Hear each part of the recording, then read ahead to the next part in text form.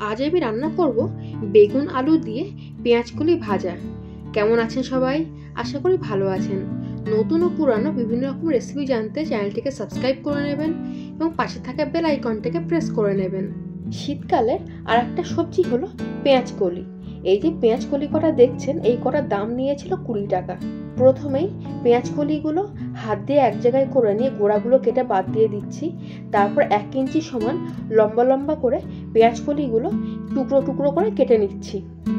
তারপর নিয়ে নিচ্ছি একটা বেগুনটাকেও একটু লম্বা লম্বা করে কেটে নিচ্ছি।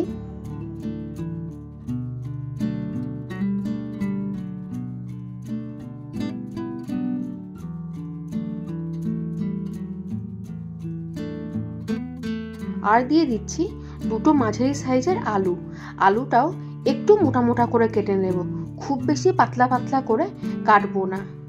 দেখেই নিশ্চয়ই বুঝতে পেরেছেন সবজিগুলো আমি কেমনভাবে কেটে নিয়েছি। চলুন তবে রান্নাটা শুরু করা যাক। কড়াইটা গরম করে দিয়ে দিচ্ছি 25 ml মতো সর্ষের তেল। সর্ষের তেলটা একটু চারিদিকে ছড়িয়ে দিচ্ছি যাতে সবজিগুলো কড়ার গায়ে লেগে না যায়। এখন দিয়ে দিচ্ছি কেটে রাখা বেগুনটা প্রথমেই হাই হিটে ভেজে নেব। বেগুনটা ভাজার জন্য দিয়ে দিচ্ছি 1/2 চামচেরও কম লবণ এবং 1 চিমটি মতো হলুদ। বেগুনটা আগে ভেজে নিচ্ছি, তার কারণ একসঙ্গে ভাজতে গেলে বেগুনটা গলে যাবে এবং সব কিছুর সাথে মিশে যাবে। বেগুনগুলো লাল লাল করে ভাজা হয়ে গেছে, বেগুনগুলো এখন তুলে নিচ্ছি।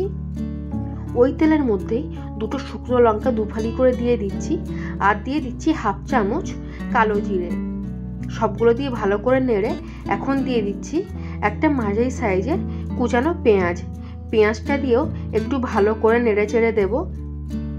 পেঁয়াজটা 1 থেকে 1.5 মিনিট একটু ভাজা ভাজা করে নিয়ে দিয়ে দেব কুচানো আলুগুলো।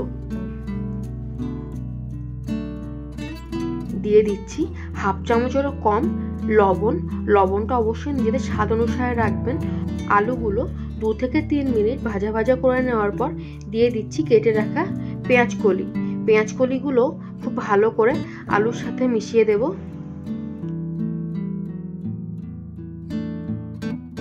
দিয়ে দিচ্ছি 3 থেকে 4টে চেরা কাঁচা লঙ্কা। এখন এভাবেই 2 থেকে 3 মিনিট খুব ভালো করে পেঁয়াজকলি এবং আলুগুলো ভেজে নেব। দিয়ে দিচ্ছি 1/2 চামচেরও কম লবণটা অবশ্যই আমি অল্প অল্প করে ব্যবহার করেছি, কারণ আলু এবং বেগুনটা যখন ভাজা করছিলাম তখন সব কিছুতেই অল্প অল্প করে লবণ দিয়েছি, ওই জন্য লবণটা খুবই অল্প অল্প করে দিচ্ছি। এখন 2 থেকে 3 মিনিট একটু ভাজা ভাজা করে ঢাকনা দিয়ে দিচ্ছি যাতে পেঁয়াজকলি ও আলুগুলো খুব ভালোভাবে গলে যায়। মাঝখানে একটু আলগা করে দেখে নেবেন যাতে পেঁয়াজকলিটা তলায় লেগে না যায়। 5 থেকে 7 মিনিট গ্যাসের ফ্লেমটা লো করে আমি পেঁয়াজকলিটাকে গলিয়ে নিয়েছি। নিশ্চয়ই খেয়াল করেছেন আমি এখনও পেঁয়াজকলি ও আলুর মধ্যে হলুদ দিইনি। হলুদটা দিলেই তলায় লেগে যায়, ওই জন্য হলুদটা পরেই দিচ্ছি। দিয়ে দিচ্ছি 1/2 চামচেরও কম হলুদটা দিয়ে খুব ভালো করে পেঁয়াজকলি আলুর মধ্যে মিশিয়ে নিচ্ছি। এভাবেই প্রায় 5 থেকে 6 মিনিট মিডিয়াম ফ্লেমে পেঁয়াজকলি ও আলুটাকে ভেজে নেব। এখন দিয়ে দিচ্ছি আগে থেকে ভেজে রাখা বেগুনগুলো দিয়েও 2 থেকে 3 মিনিট খুব ভালো করে ভেজে নেব।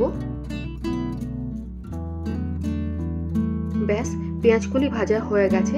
আলু ও পেঁয়াজকলি দুটোই খুব ভালোভাবে গলে গেছে।